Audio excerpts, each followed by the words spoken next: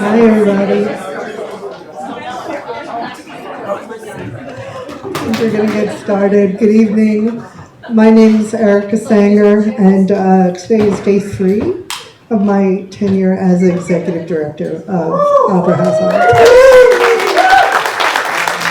I'm really honored to be here and to welcome you to the Stonington Opera House and tonight's program, Small-Scale Aquaculture and Futures of Our Main Economies, the 4th and last program in a series of discussions focusing on issues that affect this remarkable place in which we all live.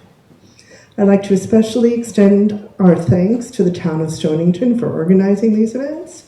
We're grateful to you and the many others who support our theater, and thank you for coming out this evening.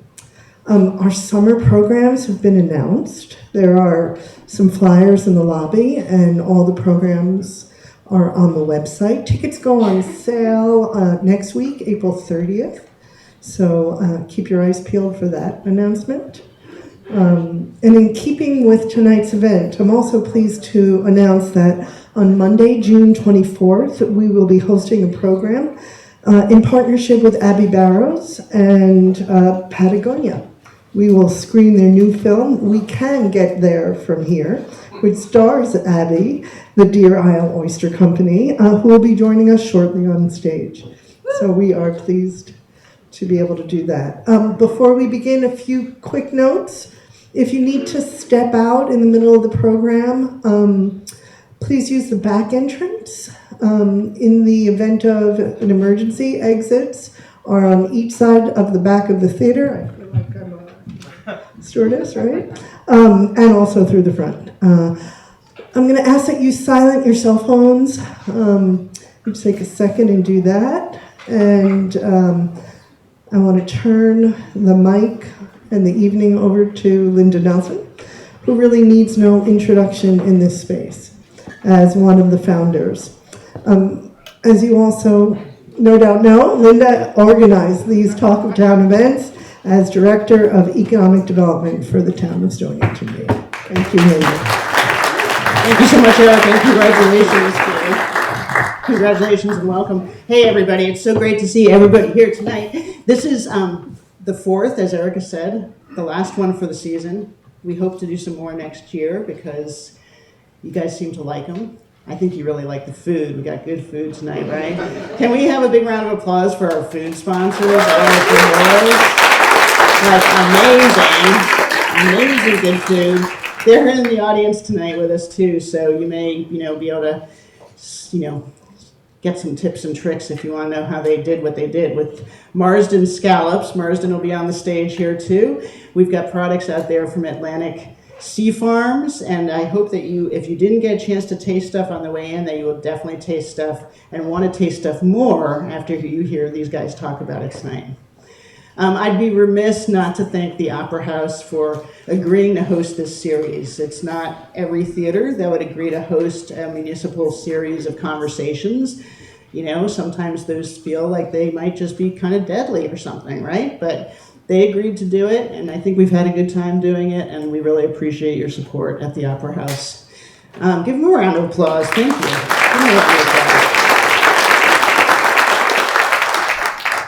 We also have to thank the Island Institute, who really supercharged us by saying that they would sponsor this. So they sponsored the whole series. We're very, very grateful for their sponsorship and their partnership. They have really helped support the content, some of the speakers, some of the ideas. Let me tell you, I don't know a lot about aquaculture myself, and I learned from these things as much as you guys learn from these things. So that's part of what we're doing here tonight, is we're all learning together. And this is a conversation with the whole room. The lights stay up, and even though we've got these 6 wonderful speakers who are experts at what they do on stage, and we want to hear from them, we want to hear from you. We want to hear your questions. We want to hear your comments.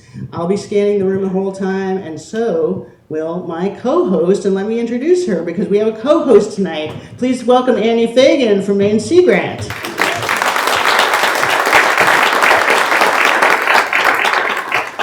So it's been great to work with Annie. Tell them who you are. Sure. First test, is this on?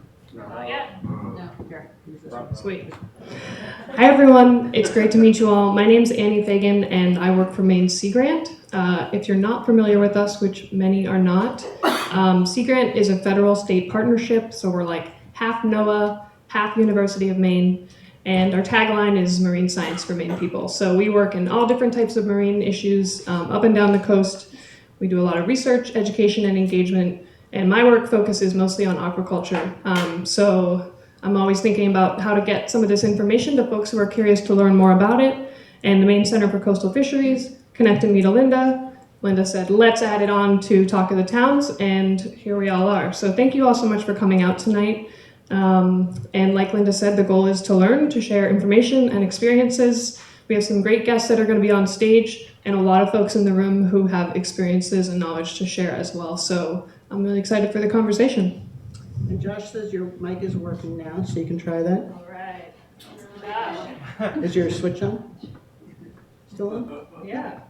Okay, so we don't want to take a lot of time with technicalities here. What we wanted to tell you is that we, again, thank you to Maine Center for Coastal Fisheries for connecting us. Small scale, owner-operated, independent aquaculture. That's how this town of Stonington sees this, just like our lobster fishery, okay? It's really important to us that we maintain owner-operated, independent businesses here. We have a harbor full of boats, almost 350 of them, that are independent and owner-operated businesses, and we look forward to that with our small-scale aquaculture too. And the reason I'm saying this is because it's our #1 priority in the town's economic resiliency strategy. So it's one of the reasons we wanted to do this tonight. We want you guys to understand how important this economic resiliency strategy is to sustain what we call our blue economy and sustain a working waterfront here. It's been pretty battered this winter, and that has a lot of consequences for what we can do economically, what we can do culturally as a town. So we look forward to your questions on all levels and to your participation on all levels. One of the things we want to explore tonight is what is the role of small-scale aquaculture in our communities and in our fishery?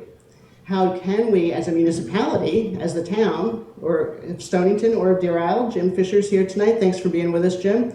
How do we support things from a municipal perspective?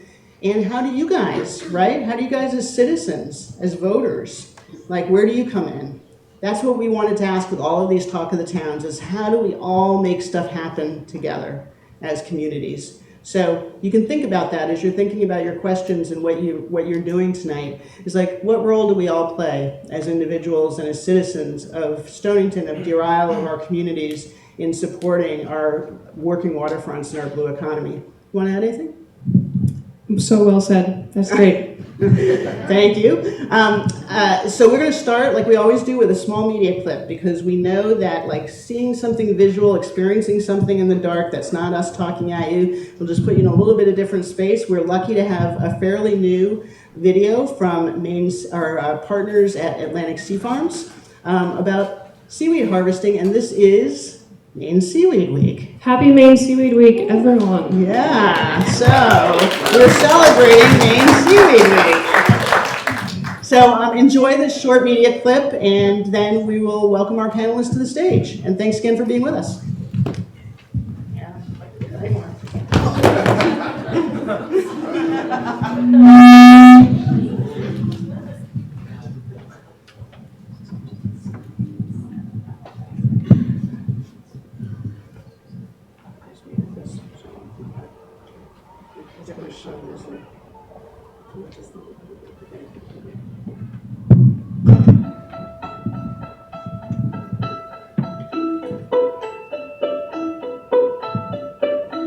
When I was 6 years of age, I started with my dad sterning on the back of his boat.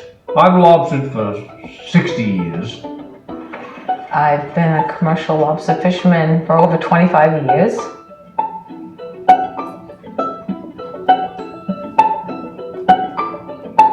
If somebody told me 20 years ago that I was going to be growing kelp, I'd have probably told them they was crazy. I would have said to them, they're crazy. No, never thought that would happen. Yeah. It was definitely not on my horizon. I had no idea what kelp did. I didn't know that I was going to be doing something good for the ocean. You know, I didn't know that at first.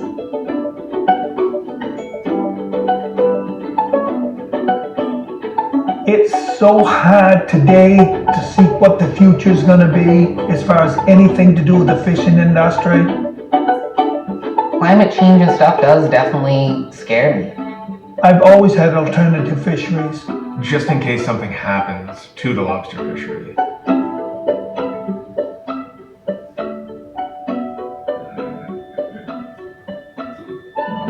I personally never ate kelp before I started growing it. And we all eat kelp now, my whole family. It's delicious, it really is. There's a certain reward in supplying food for people. You started it, you saw it through, and now somebody's gonna eat that. I think it gives my children a much greater appreciation for where things come from. I've really been amazed by how much it really benefits the environment. We don't use fertilizers, we don't need water. Everything is there and it's 100% natural. It's Mother Nature. She's the kelp farmer.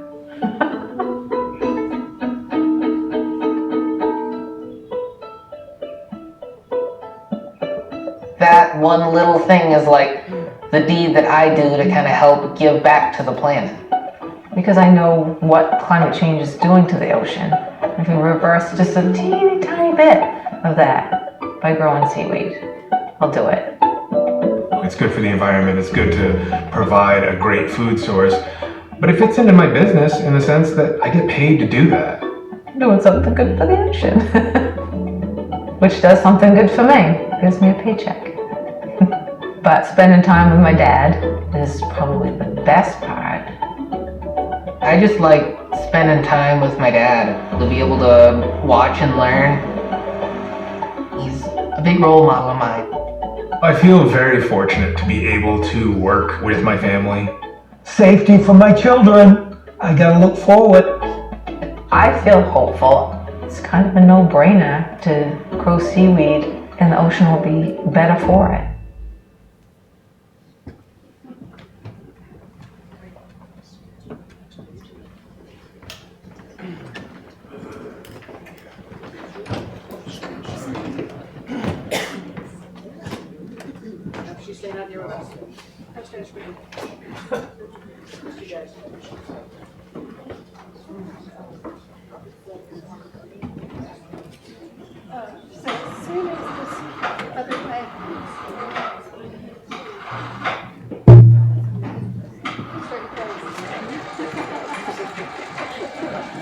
While we do the magic of getting our folks back on stage here, that video says exactly kind of what Stonington's economic resiliency strategy is, which is we want to keep our community on the water for generations to come.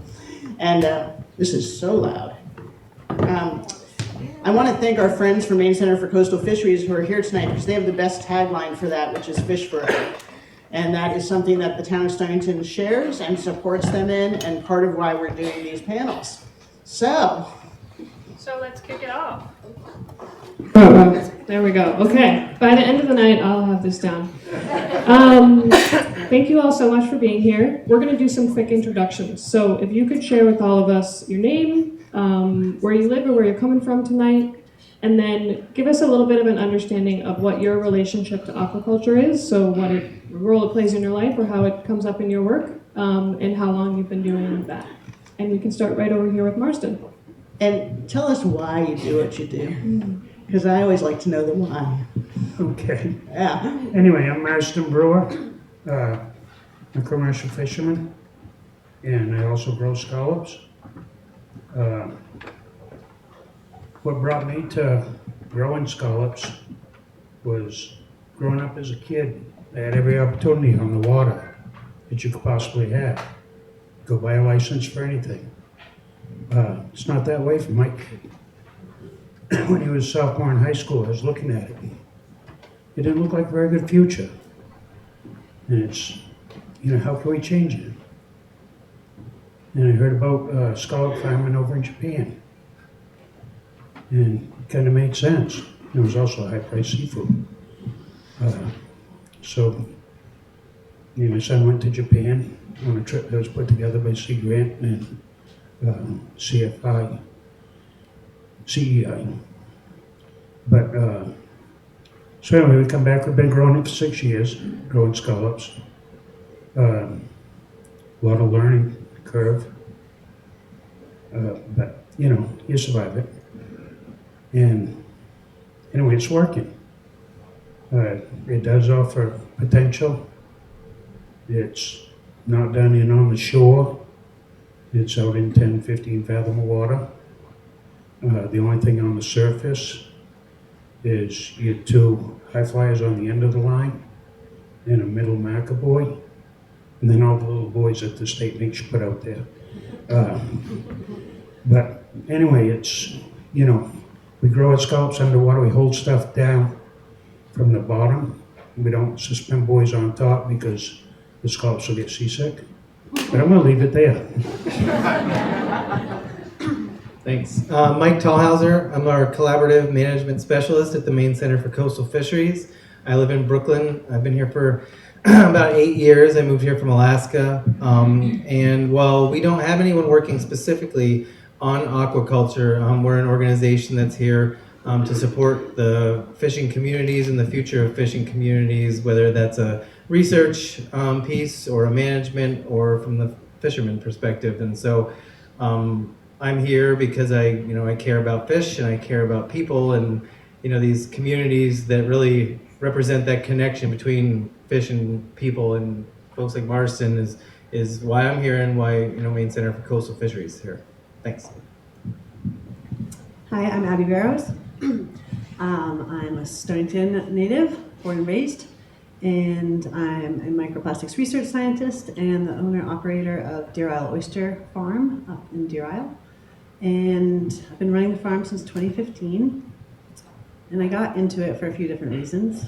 One, it turns out I'm a glutton for punishment, but I really love working out in the water. I also, growing up here, recognized that things were changing in the Gulf of Maine and that things were going to change in Stonington. And the more I learned about oyster farming, the more it seemed like this was a really sustainable fisheries that give back to the waters that they're grown in. Also, my background has been in water quality monitoring. And so I was attracted to the business, or getting into the aquaculture business so I could be out in the water, but also with the hope of modeling what a sustainable aquaculture farm could look like, with the hope that people here in the community would potentially pivot to or supplement their existing work on the water with shellfish aquaculture, and also now kelp aquaculture. Hi, I'm Christian Braden. I'm the project manager with the Maine Aquaculture Association. Most of my work is split in about 2 parts. One is more the business or economic side of aquaculture, so a lot of the time doing things like meeting one-on-one with people as they're starting their farms or even thinking of starting farms. So as a plug for that, if anyone in here is, I'll call it Aquacurious, please feel free to just reach out to me, and you can just email me and we can talk. Glad to talk. I know I've talked to people in this room, glad to talk to whoever is curious about even thinking about starting a business. So that's one side of it. Then the other side is a lot on the workforce development. So for example, we run an apprenticeship program of getting people from across the country and from within Maine really a stronger background in building their skills and knowledge and so forth, working on farms one-on-one, and working with the other programs too to help develop really this next generation and really what's a need right now too of people to be working on and managing and running these aquaculture farms. And why I do this is, much like everyone has said before me too, is really to try to help not only get people on running their farms today and having that go well, but to be able to preserve that for their future generations and really making sure people have a way to live their livelihood on the water, preserving that tradition, but also doing what they want to do and enjoying their life through the work they do as well. I already got one. Hey folks, I'm Jacqueline Robidoux. I am the Seaweed Extension Specialist with Maine Sea Grant. Annie did such an amazing job of explaining more broadly what Sea Grant does. In my work as the seaweed specialist, I work in both seaweed fisheries and aquaculture, so that means that I get to work with some of the awesome folks that you saw in those videos, the farmers, the harvesters, anything from being out there on the harvest boats, working with the farms, to collaborating statewide, national, and sometimes even international initiatives around seaweed, and particularly because Maine is the #1 state for seaweed in the US, it's a really exciting space. I got into it over a decade ago as a student at UNH and have been just like totally hooked on seaweed since. And I think the reason why I do it is obviously for the snacks, if y'all tried them outside. But I think it's because I really do believe in it. I believe in the potential for seaweed in the coast of Maine. We have a long history with seaweed, and the farming industry and the aquaculture side of it are such an incredible addition. So that's why. Hey there, my name is Kyle Pepperman. I work at the Down East Institute on Beals Island, Maine. We're a nonprofit organization with the goal of improving the quality of life for us, all of the people of Maine, through marine research, marine education, and innovations in wild fisheries and cultured fisheries. And we operate a research and commercial production shellfish hatchery, where we're basically led by industry to see what the problems are coming down the road and find solutions before the problems. We're the only commercial mussel hatchery on the east coast of the United States. And I operate the easternmost oyster farm in the United States in a vacant lobster pound that once, earned a lot of money pounding lobsters. That industry is pretty much defunct, so we've turned it into a commercial oyster farm, and it's pretty cool. I got into this in 2006 because as a college student I needed a summer job, and this place called Down East Institute that I never heard of, which is a marine field station for UMaine Machias, was hiring, and that's it. I've never had any other employer, so it's been a pretty cool experience. It's been a lot of growth, so here we are. What a very great panel. Thank you guys for being here.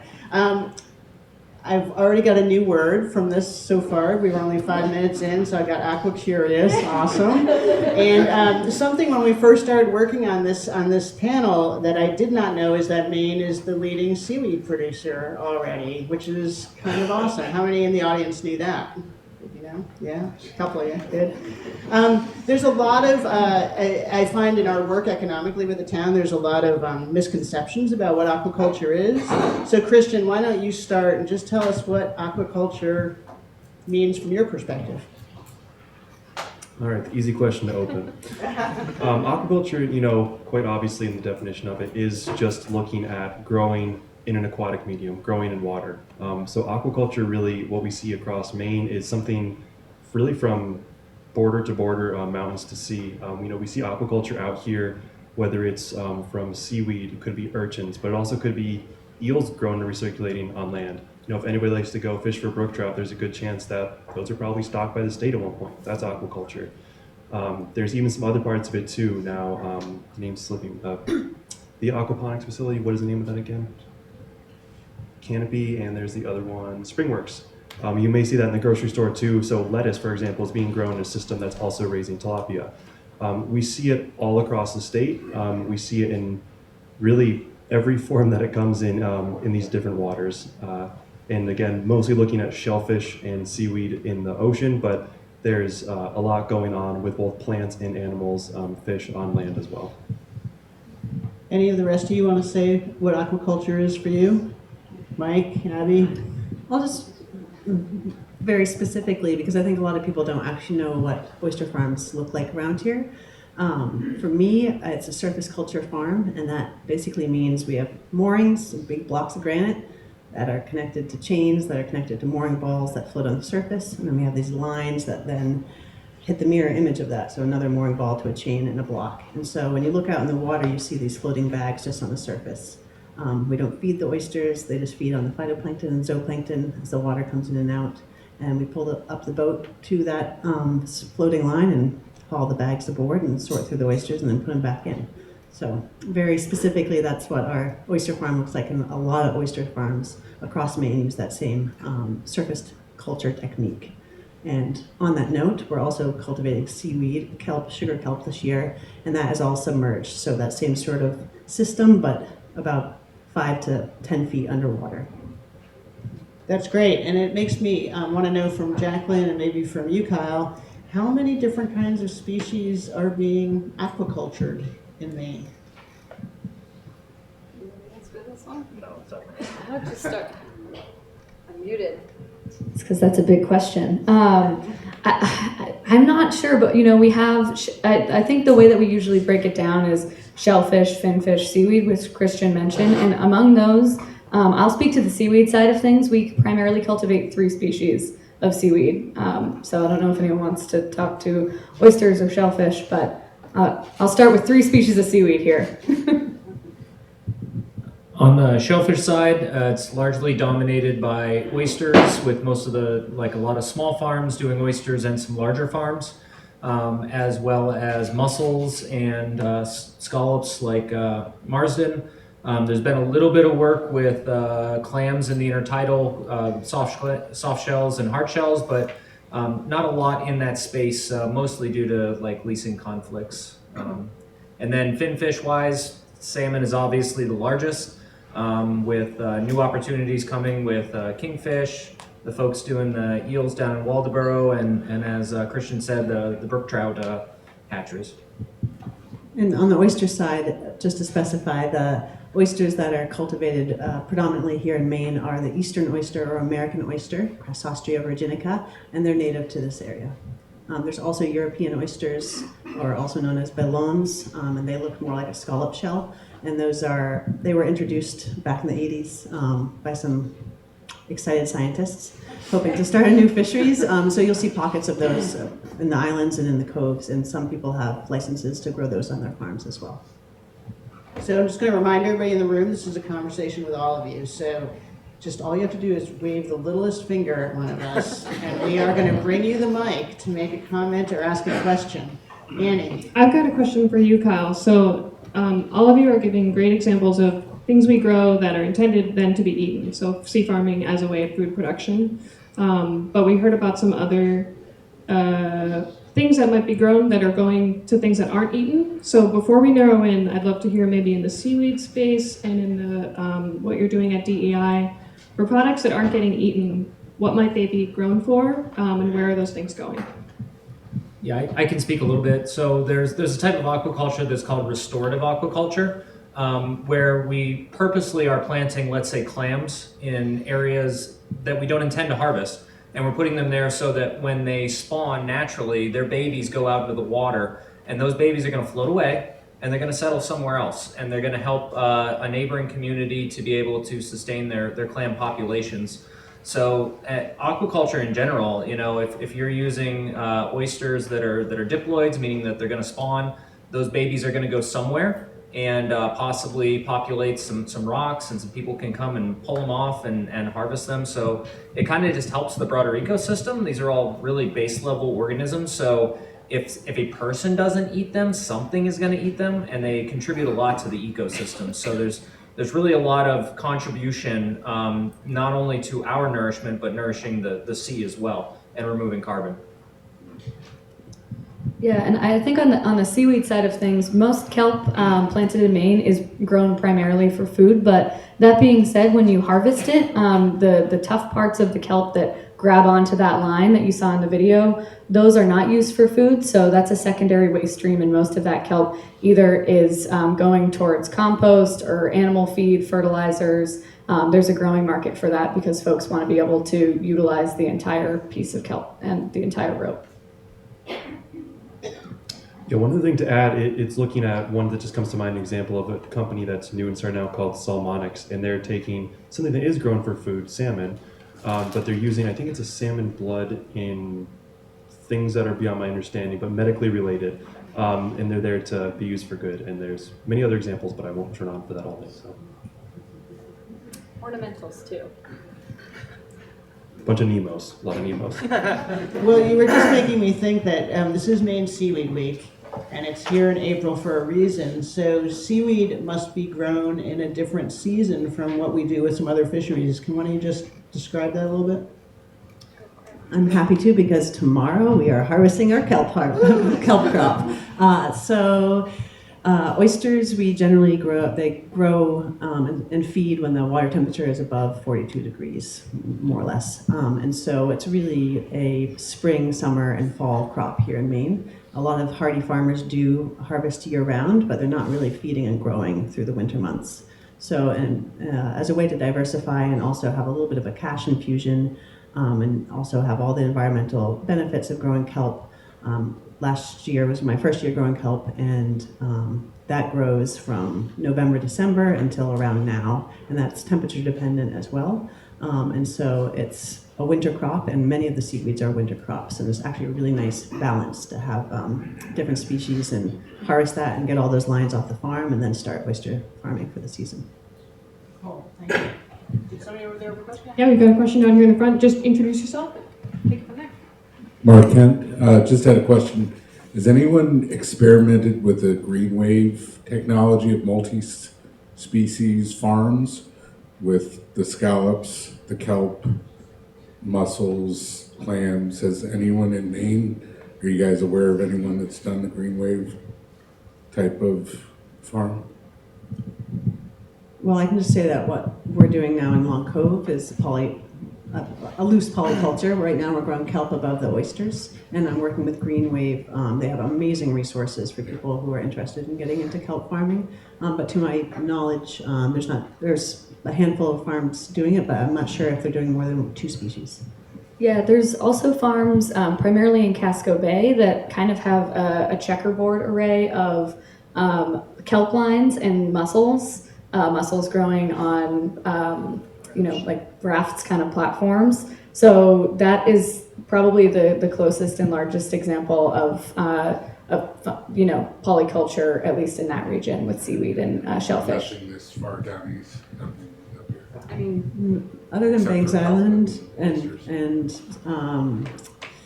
Islesboro Oyster Company, they're also doing oysters and kelp as well. So Marsden, I'm kind of curious, and I'm not hearing a lot of other stuff about scallops. You're kind of an outlier down there. Talk to us about why you chose scallops and how it fits into this whole scenario here, or does it? No, actually, when I did it, I was looking for something to do outside the lobster season, and that didn't really work out because when it's below freezing, you can't do much with a live scallop. But anyway, it did work out because lobster fisheries kind of tapered off from what it was, and it looks like it might taper off a little more.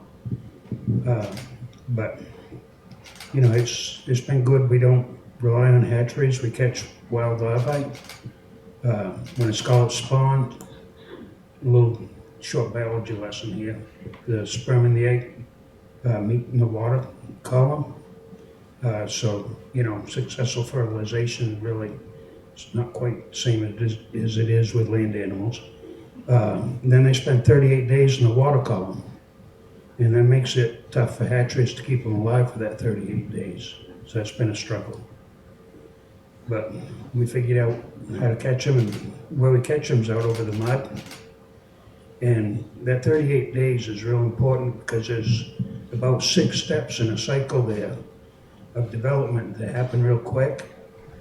And the last phase is they'll get heavy and they're not swimmers. Okay, they're at the whim of the currents, but they can control up and down in the water column. And I was talking to Neil Pettigrew one time, and I said, if you had the ability to go up and down the water column, and you had 38 days to do it, where would you end up? And his answer was anywhere in the Gulf of Maine I wanted to. But the problem is when they're settled in, they're not like Nemo going around, looking for a good spot.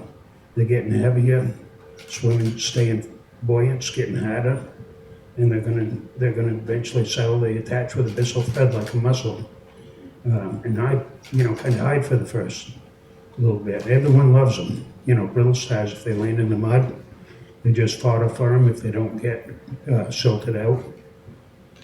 So where we catch the larvae is out over the mud.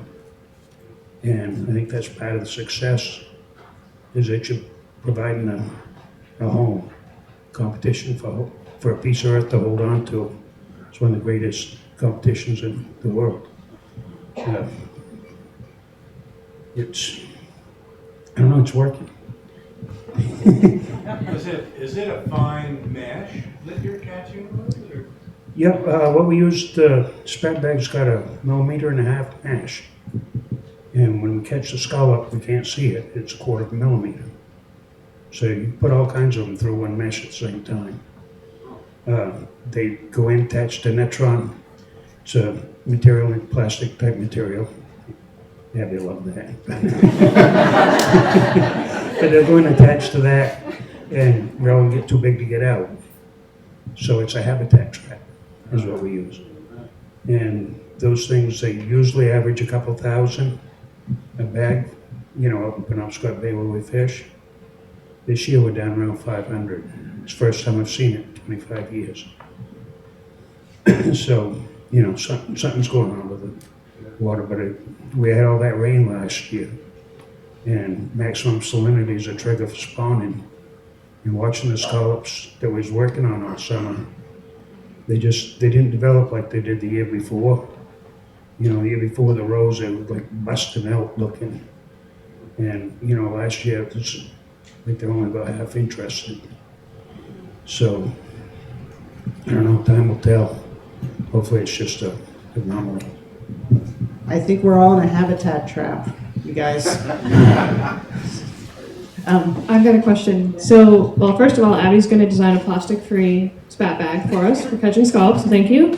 And Marston, you're highlighting kind of an area in your work where the wild scallop fishery and the farm scallop fishery overlap. And so I wanted to dive into that a little bit more and ask all of you to think about, you know, we get these questions a lot. What's the difference between the wild version and the farm version, or how do they relate? So in thinking about the people who are harvesting or growing that food, the research that's happening in the space, the actual product that's being grown, how do you see the relationship between wild fisheries and farmed seafood, and what do those look like, maybe different for various species? I participate in the scallop fishery in the wintertime.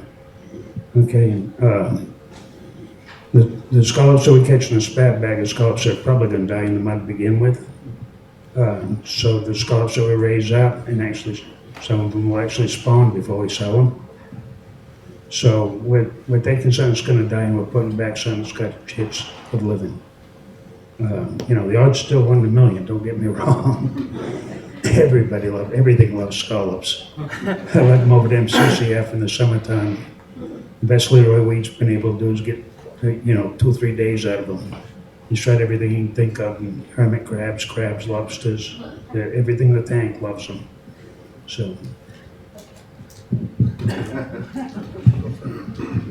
Yeah, so kind of still on the interaction piece, I think this is where, I think it's a great question. I think that's really is the question. You can look at it different ways. You know, Marston talked about, you know, our effects on different wild populations. You know, I think you can also look at in some aquaculture where wild fisheries may be harvested to support aquaculture fisheries, and there's everything, you know, in between. And I think these questions, kind of getting to what Linda was talking about in the beginning, is you know, her perspective of a town looking at this and how that fits into the town, because a town like this, you know, that really is built on wild fisheries, really needs to think about that. And when I, you know, see aquaculture, I see just opportunity is really the word that I think sticks in my mind, and whether that's opportunity to, you know, be additive, to be a way to create resiliency and diversify, to change things as we lose other things. But I also see, you know, from a co-management or a management perspective, I see the, you know, how do we make those decisions? Because there's some biological interactions, but I think a lot of them just end up being, you know, space interactions and interactions with people that are working with other species. And so I think that's really the piece that I think that we look at, and there are good examples and they're bad examples. And I think up in the stage, you know, I think we have a lot of great examples. And right now, you know, Linda talked about how aquaculture was one of the, you know, biggest pieces of what they're thinking in their strategic planning, that a lot of towns have just finished or are still in the throes of. And we've got an agency managing this, the Department of Marine Resources, that just got finished with a listening session where they were moving around and talking about all these interactions and these kind of questions. And I think that's the side we really see. And I think that's the, you know, the other big conversation that's not on the water that we really need to get right, for all these benefits to, you know, happen and then be sustainable. So that's where I see the interactions. It's a really great point, Mike, thank you. And it makes me want to ask a more specific question about that, which is about the leasing process, right? Because it seems to me like that's part of the interaction, right? If we're giving leases and granting leases in places where other people are traditionally doing things, or how does that whole process work? Explain it to us a little bit so we know how that all works. Slow, burdensome, but it's effective. They do a good job with it. They vet it good. Well, that's important.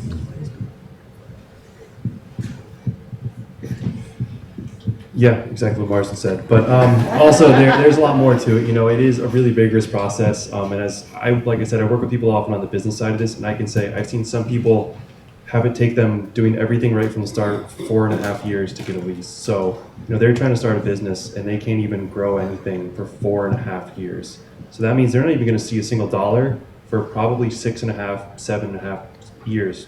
And that's, it's not standard that it's like that, but it does happen. So based on what someone's applying for, there are a lot of different things. There's a whole matrix of this, but generally, yeah, you cannot do anything, be putting in a farm anywhere where there's already something else going on. Whether it could be moorings, people kayaking there, lobster buoys there. It's all eelgrass. All this is taken into consideration by the Department of Marine Resources among several other agencies. And it's quite rigorous, and I have heard sometimes that they grant a very high percentage of leases. And I can say personally, I can know of several even right around where I live where they have not been granted.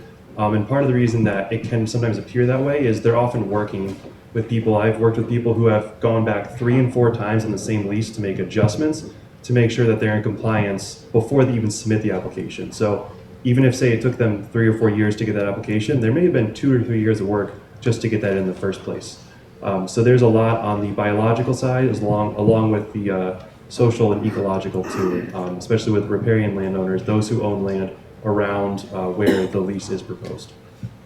It's a pretty big barrier. It doesn't sound much like it's created to advance the sector very much. I'm guessing that it's really designed to protect other things. Am I right? Yeah, I mean, absolutely. There are a lot of different things going on here, as Mike mentioned. There are a lot of things going on in the water, and really it is there to make sure that there is a balance of all these different things going on at once. Sustainable aquaculture is sustainable only if it's economically, environmentally, and socially sustainable for any business, really, especially if you're in a resource in the water in the coast of Maine. That's the only way it's going to be fair for everyone, too. So how do these fine people out here in the room, how do they know about what's happening with aquaculture leases? What do they know? Anybody? Kyle? Yes. Hello? Yeah. So when a lease is submitted to the Department of Marine Resources, that's public information, so anyone can look at that lease information.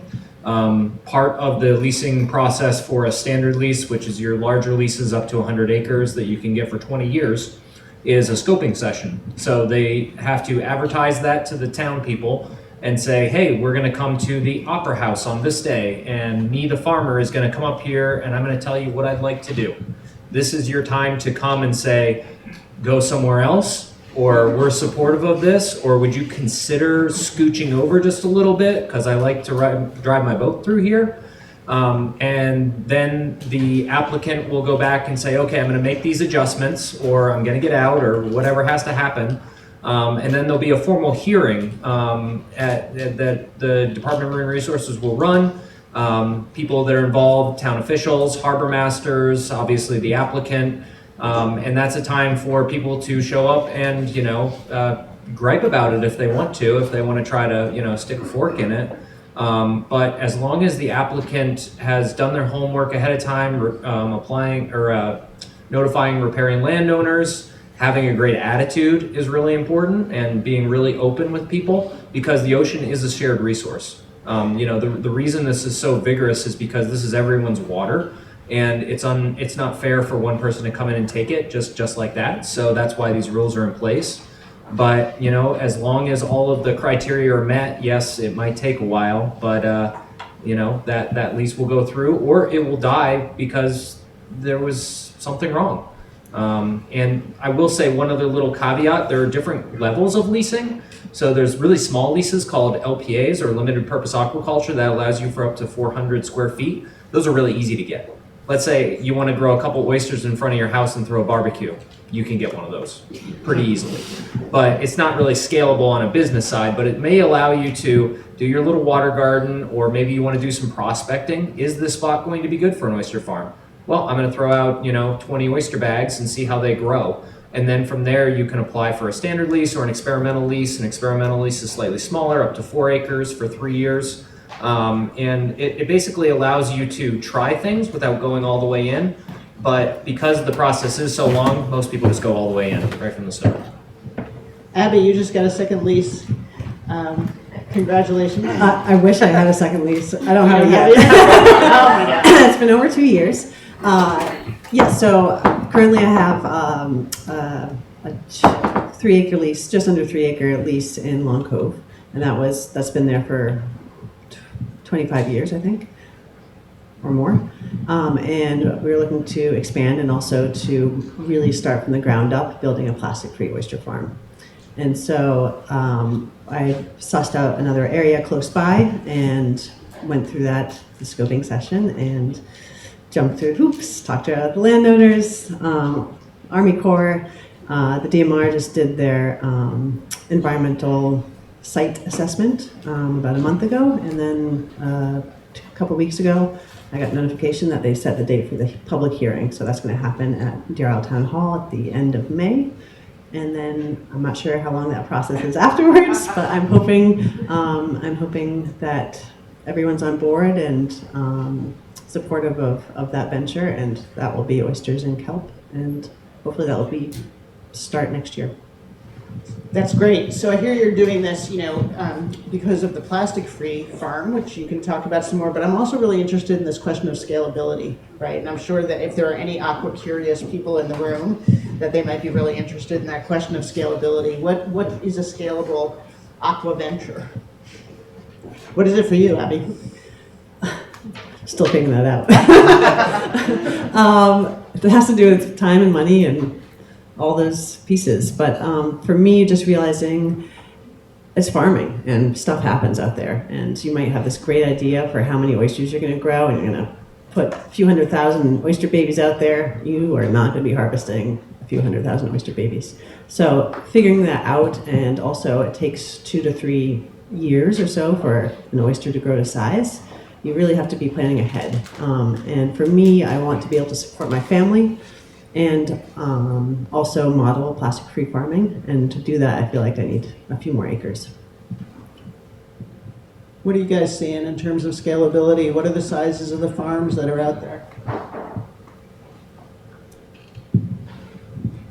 I'd say it's really pretty species dependent. Oysters are different than mussels, are different than seaweed, are different than scallops. For example, for mussels, you need a lot of infrastructure, you need a lot of equipment to be able to process. So in order to be looking at making, even just breaking even on a mussel farm, I assume we're probably looking at least 5 to 10 acres in order to get the amount of rafts in there, and often there's kelp mixed in there as well. For anyone who is really interested in the economics of it, we just published a report on the economics of seaweed, the seaweed benchmarking report. It's on our website. You can find it on there, and what we did find that is economies of scale. So basically, as farms grew, it was more efficient to harvest, and it took more time to get to that stage. So the people who were on the slightly larger farms for probably about, about 8 acres, those were the people who were making the most money, both net and per foot as well. And I'll stop there. Marsden, we were asking about scalability and sustainability. So wondering how big your lease is and what you think about the size of it in terms of its sustainability. Yeah, between me and my son, we're at like 12 acres right now. With kelp growing into it. When you look at the amount of fishermen in town and the amount of area that you got around town, 100-acre leases aren't going to work. It's going to be just a handful of people.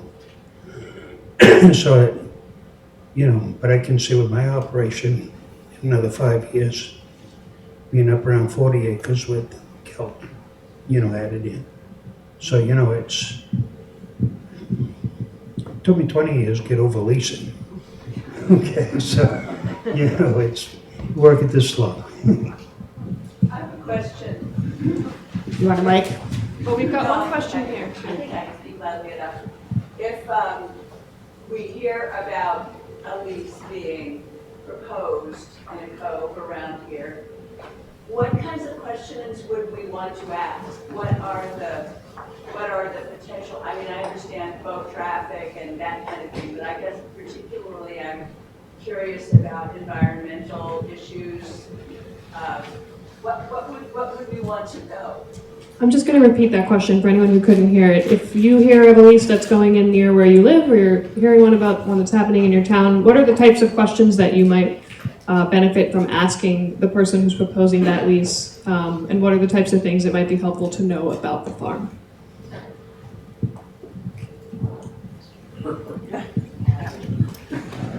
I feel like you two are more pros on this, but I'll just speak briefly to that, just for shellfish and seaweed farming in particular. I think knowing the track record of the person who is applying for that lease, is it a person, is it a corporation, where are they based? Are they going to be nearby? I think talking about locally cultivated food, you want to know who's going to be out there. And for me, as an environmental scientist and water quality background, knowing what sort of techniques they're going to be using for growing oysters. All leases, you have to have a escrow account, a $5,000 bond. So if you get hit by a bus or decide to leave the country, the DMR has that money that they can clean up your farm for you. So it's not going to be this derelict space out there. So that's a slightly side note. I think also, the DMR and Army Corps, they do a pretty rigorous assessment in terms of seabird populations and things like that. I don't know if other people have things to offer. Jacqueline, did you want to add something on that? You covered everything I was going to say. One of the one of the big things that I've heard is like noise. Are you going to be running a generator? Are you going to be running your boat in the middle of the night? Are you going to have lights on your site that are flashing to, aid in navigation, but it's shining in my bedroom window? And I think any farmer is going to really try to work with you, whether that's putting a muffler on their boat, not having lights on their mussel rafts, or they tend to be pretty open because this is their livelihood and they want to make this work for everybody, because angry neighbors are not good to have around, and you don't want to be bad to your neighbors. We've got a question here in the front, and then we'll go to you, Robin.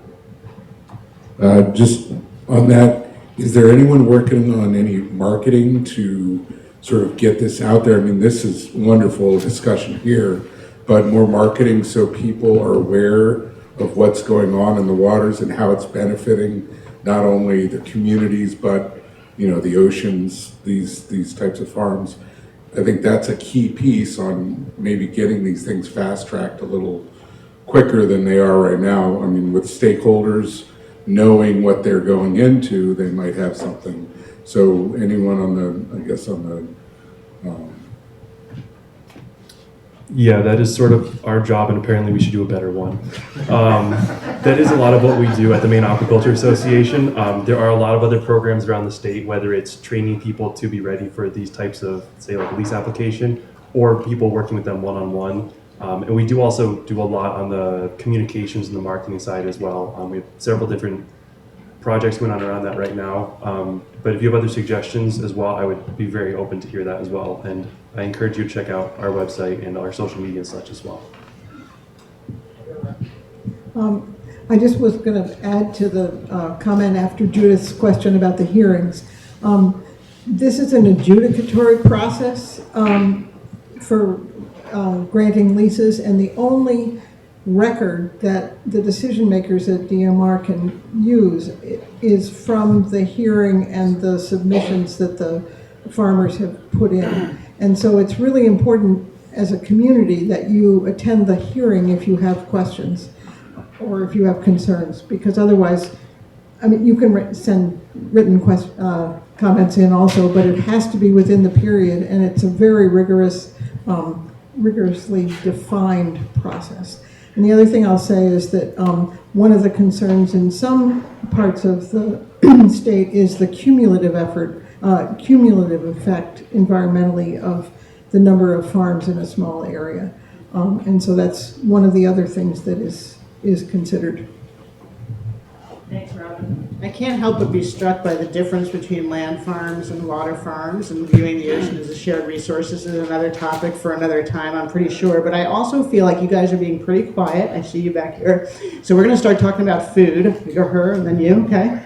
I don't really have a question specifically. I think just something that should be discussed in terms of aquaculture, in terms of like marketing, and then also to your point of what questions are you asking when these leases are coming up, is, as Abby said, and as Marston said about how he's saving, an animal that probably otherwise wouldn't make it, just something to the fact of like what you're feeding these species in aquaculture. So thinking about like salmon and how salmon farming, and back to the point earlier about wild caught versus farmed. And I think that that's a really powerful point to make, like sort of how they're impacting the water quality. Because you guys are doing really good things, but then there are some aquaculture species that have negative impacts, and I feel like that point should be noted. But I don't know what to say. Do one of you want to address that? Because I know, actually, Kyle, I heard you say salmon earlier. Do you want to talk about that a little bit? Yeah, I'm not really involved in fin fish aquaculture. I will say the difference between aquaculture and terrestrial farming is the food to protein conversion rate on like feeding an animal is really superior in the ocean because they don't have to deal with gravity the way that we all do. So they're, sustaining their metabolism is much easier. There's also very little fresh water that goes into aquaculture. When you look at growing like a cow, there's a huge amount of fresh water that goes into that. So in a lot of ways, a salmon is far more sustainable than a cow. And when 70% of our planet is covered in ocean, there's a lot of opportunity for protein production there that can be super sustainable. And these companies that are producing the salmon, there's only one in the US, on the East Coast. And the EPA is looking at them. There are divers that go under those pens and are looking for anoxia. So if they overfeed their fish, they're going to get in trouble. If they have large mortalities, they're going to get in trouble. So, these companies are well invested in keeping a healthy ocean because that's where they're producing their product. So it behooves them to have, proper procedures with not overstocking their pens, not overfeeding, because there are people that are watching that. Annie, I've got two more questions back here. Do you have somebody up there? I just kind of want to piggyback on the back comment and something, Abby, that you said at the beginning of the program, that there were European oysters that were introduced. So one of my questions, and I think it probably has more with the fin farming and industrial fin farming especially, but what are the concerns of introducing non-native species to our waters? Great question, thanks. The concern is that they'll become invasive and outcompete native species. But to my understanding, the European oysters never took off. And a follow-up question, if that was allowed to happen, what is preventing that going to happen in the future? I think things have changed a lot since that occurred in the late 70s, early 80s. I believe that no one's putting that on the table as a way forward right now for commercial fisheries to introduce species because we now have decades of experience of seeing horrific environmental impacts and sort of runaway invasive species through trying to do that in other parts of the world. Yeah, the state regulates that. So like, let's say I wanted to grow gooey duck because it's a super high value product. They would never allow it. They would never allow that to happen. The European oysters were literally thrown out of a plane over Booth Bay Harbor in 1948. That's true. Because the biologists at that time were worried that green crabs were going to kill all of our soft-shell clams, and the European oyster coexisted with green crabs. So they said, let's throw some of these out of the plane in Booth Bay, and we'll save our fisheries. And while you can find them, they're not, like, they didn't really take off. Given the rise in the sea, in the temperatures of the ocean, as we're seeing, and the fact that we're looking at these alternatives in regards to lobstering in our community. What is the longevity and sustainability that some of the various species you work with are facing for their future growth or survival? Start that one off from the kelp side of things. So kelps are a cold water species and they do require cold water. That's why as you travel further and further down east, the seaweed will get bigger and bigger and bigger.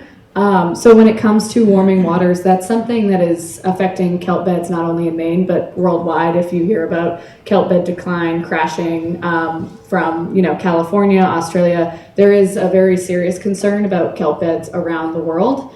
In Maine right now, we use native parents, so our farming is using wild parents and then the generation underneath for all of our farms.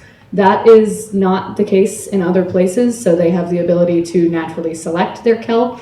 You might be able to select strains that are resistant to heat, resistant to disease, like we've done with oysters. So there are tools in our tool belt and lessons to be learned from partners around the world when it comes to growing species that are more resistant to climate, but the way that we farm kelp right now, it is definitely affected by the temperature, and we see that in a very season to season way, and across the coast as well, in different areas of higher or lower water temperature. And in terms of oysters, the eastern oyster has a huge temperature range tolerance and salinity range tolerance. The biggest thing is that we're going to see a really a large increase in pests, I think, and other things that are going to be impacting the quality of the oyster. Not so much, the warm water will affect them, but they're pretty resilient. With scallops, 70 degrees, things start to die. In Japan, they, come up towards that threshold. What they have to do in the summertime is lower the product down lower in the water, get below the thermoclines, and they're able to adapt to it that way. So there's ways around it, but we're good for a while because scallop range goes down quite a ways. Hi. Oh, sorry. Just one more thing to add is that we might see our season shift. If the water's warm, they will, when temperature's above 72 and all the stars are aligned, they can spawn. And so that will change potentially change our harvest season here in Maine. Do sea level rises also affect various things at this point in time, looking into the future? More space to grow oysters? Good answer. Jim, you were going to have a question. Yeah, I'm Jim Fisher. I'm the town manager in Deer Island. I've been a land use planner for a long time working on bay management plans. And I'm going to turn the table a little bit, and I'm going to ask you, what do we need to do on the land side to protect your resource? Marsden talked about heavier rain, and I'm very concerned about stormwater runoff and the decline of water quality from the ditches and the road treatments and other things we do, from the backyard chemicals, from plastics. And so, in an ideal world, what would you like to see us change? Because most of us are living on the land. We're not out there. So what can we do to improve water quality for your product? Great question. Thanks, Jim. I'll start off. I think there should be a lot more regulation in terms of what's put on people's lawns and flower beds, etc., in terms of runoff and the phosphates. And we know that there's a lot of mosquito and tick sprays now happening that are claimed to be environmentally friendly. I think that the jury's still out on a lot of that, and all of that stuff runs off into our ocean and into our waters. So I think that there could be a lot more done on the town and state regulation in terms of what people are putting on the land. And also, I could talk for ages about that, but that's the number one, I'd say, or one of the number ones. Christian or Jacqueline, you guys have any comments on this? Sure, yeah, I could add definitely having the most state-of-the-art wastewater treatment plant you possibly can. That can go a very long way in helping prevent some issues at least. Also, I've seen places where there are definitely issues with, point source pollution of just straight pipes that are grandfathered in. things like that. Definitely want to keep an eye out for those. Also, one on a much more micro level, but people not picking up after their dogs in and around the beach. That is also another one as well. Good words to live by. We're getting pretty late here, and I know we all have a ton of questions, but I want to just finish with food. It's already 10 after 8, so I want to finish with food because I think one of the things we've learned at the town level is that we often think about our lobster fishery as just an economic engine, but we're not thinking about it in terms of food security, right? It's a food. We are fishermen, we are farmers, it's food. You guys are calling yourself harvesters and calling yourselves farmers, it's food. Michelle or Michael, could I pick on one of you guys as our guest chefs to say what this kind of food might mean to you or what fun you had with it tonight? I actually did have a question about kelp. Could somebody speak about the various species and what's the market like for kelp? Where is it all going? I know there's some that you can get carrageenan from seaweed, and I know we ate a bunch of stuff tonight as well. But I'd be interested to know. This morning. Yeah, and you put some on your face this morning. Kelp So is in the oil. I think we'd be interested to know about the different types of kelp that are being grown and where does it all go? Who buys it? And what's the market like? Yeah, I can speak a bit to the kelp market. So right now it is everything that we are farming for the most part is going toward food, and that is in either consumer packaged goods or dried in powder to put into stuff like kelp burgers, seaweed salads, some of the products that you tried tonight. Who is buying it, right? If you start farming, who is going to come and get that kelp and where is it going to go? That's actually a development that 10 years ago, the answer to this question would have been totally different. Now we have a number of seaweed processors in the state who work with fishermen and with folks who are farming kelp, like the Atlantic Sea Farms video that you saw. So there is much more infrastructure around the processing side. You know, seaweed, once it is harvested and out of the water, the time is ticking. It is a seafood product at the end of the day. You really need to keep it cold and you want it to be high quality, especially because it's going to food markets. So those processors come, they pick the seaweed up, or the kelp is dropped off at facilities, cold storage facilities like the Portland Fish Exchange or other dockside facilities.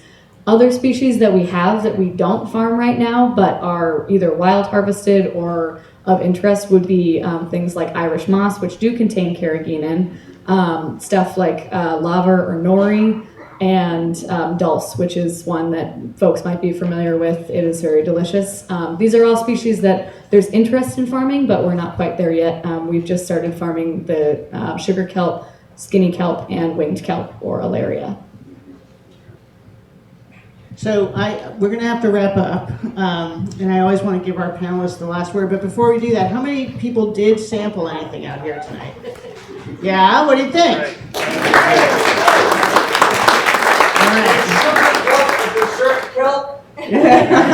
It can be a dessert kelp. So last word from each of you guys, really whatever you want it to be, but I think also we're all interested in what you think of the future of what you're doing. So tell us. Go right down the line. We're going to start right here.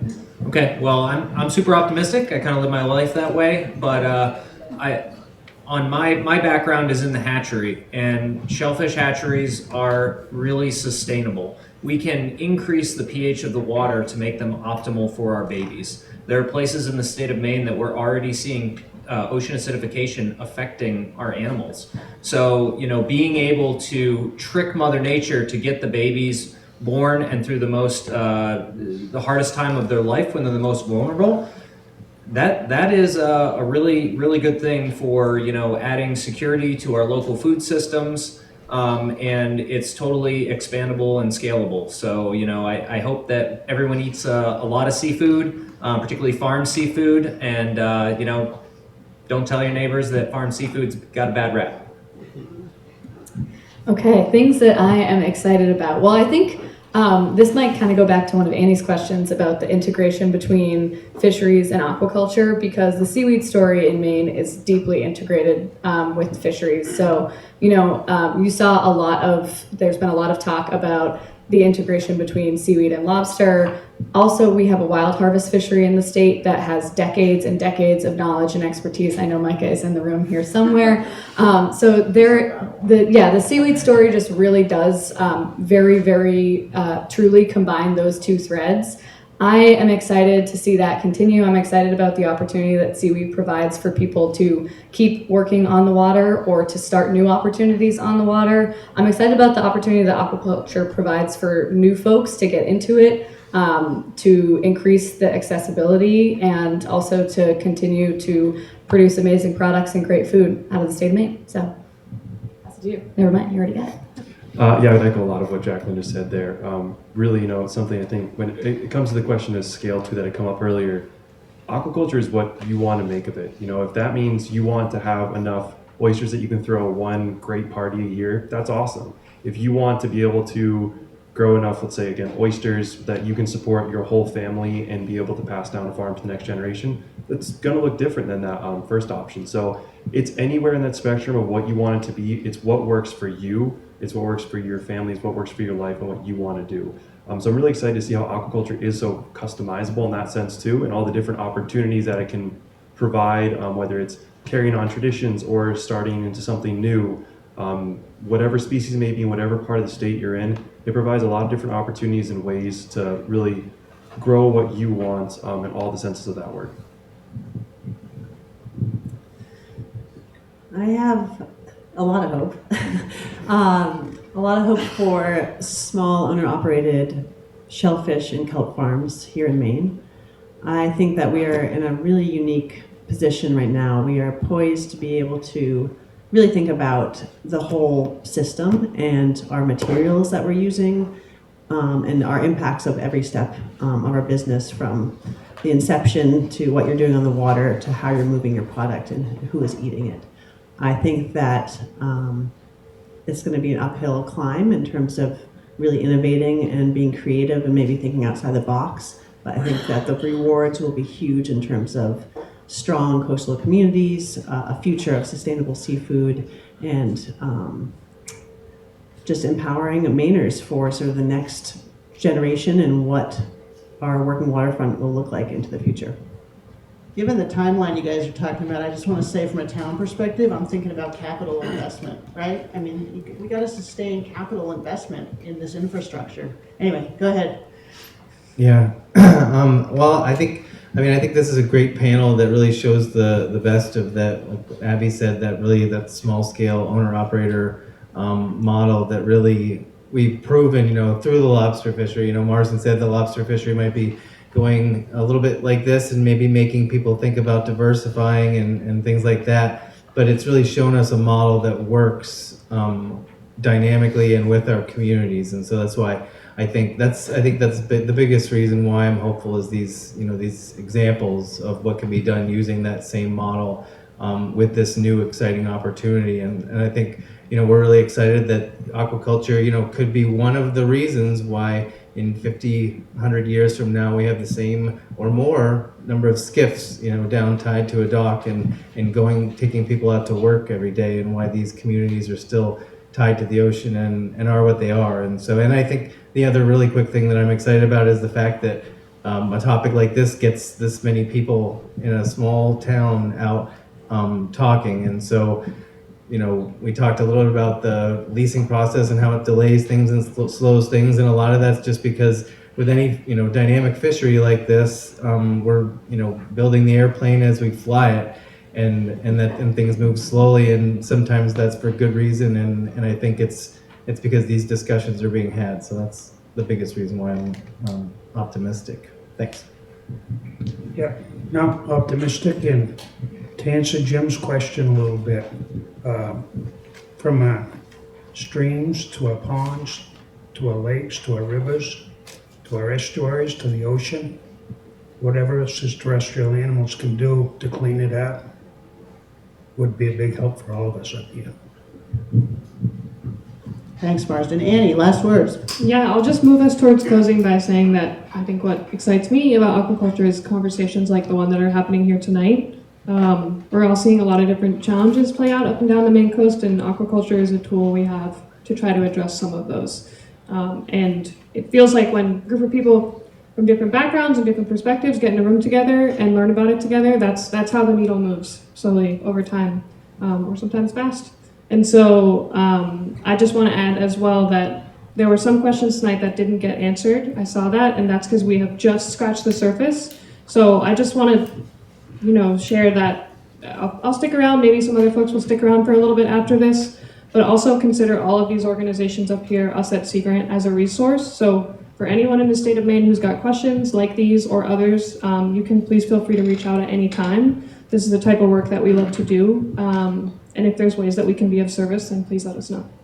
It's perfect, Annie. There's a lot of information out there from these organizations. Please see all the information that's on the table. Please see the rest of the food that's on the table. We're sorry we couldn't get to everybody. It's obviously a really, really rich topic, and we'd love to come back and do more. And we're just so grateful to be able to have kind of this wealth of expertise and people traveling from all over the state to Stonington to talk to us about this tonight. Please give them a big thank you.